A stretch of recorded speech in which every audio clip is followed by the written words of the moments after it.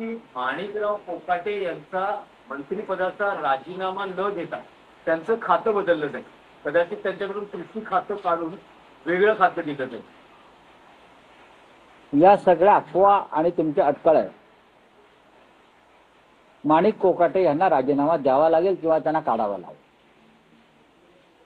शेतकऱ्यांचा केलेला अपमान असा खातेबदलातून दूर होतो का? कृषी मंत्री असताना केलेला गुन्हा त्यांचं फक्त खातं बदलून धुवून निघेल पाप. अजित पवार नाही मान्य. स्वतःला शेतकऱ्यांची मुलं समजतात, स्वतःला शेतकरी समजतात. आणि माणिक कोकाटे असतील, संजय शिरसाट असतील, योगेश कदम असतील, संजय राठोड असतील, हे असे सगळे नमुने आपण मंत्रिमंडळामध्ये घेतलेले आहात. राज्य कसं चालवताय तुम्ही?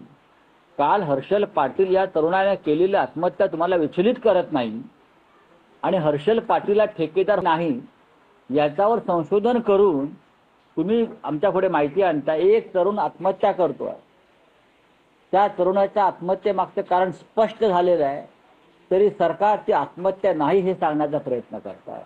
इतकं निर्ढावलेलं सरकार या महाराष्ट्रामध्ये